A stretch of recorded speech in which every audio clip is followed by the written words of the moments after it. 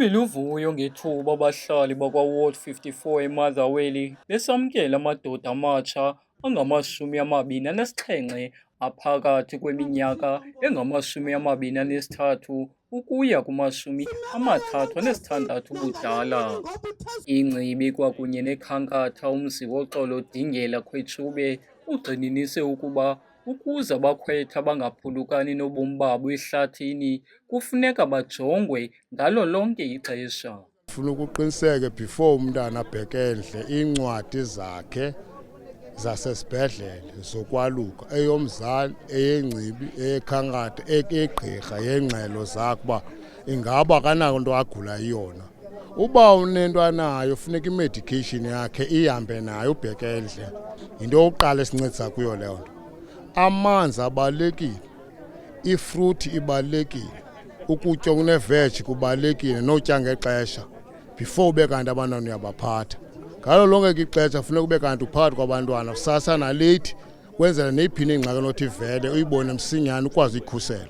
Amanye ala madoda nekukho kuwo amawele amathathu awasenabazali akhuliswa ngabazali basekuhlaleni namazele luvuyo abantwana babakhulisileyo bedebuluka.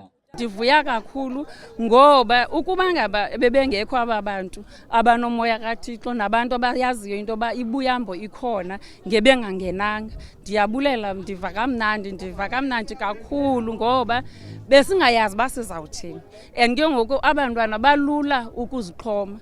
Lo mntana ndimqale ID-ni, ewe engena-ID, una-24 years ngoku. Ndimqale ID-ni, ndamenzela i-ID, ndagqiba ndeza apha ndazombhalisa into yoba makakwazi into yoba makoluke, ndayenza yonke laa nto, ndamzamazamela yonke into.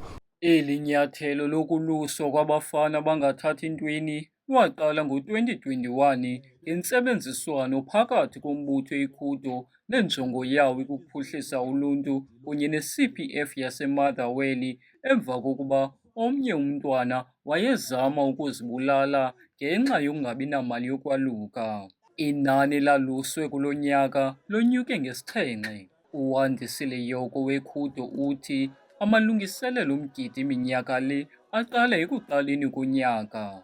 We register bona ngoJanuary, then by March sesizazi ba zeziphi izindlu esinothi sizikhethe because zikhona eziwest, sibe khona noko ezicingelekayo nezinokwazi unyamezela.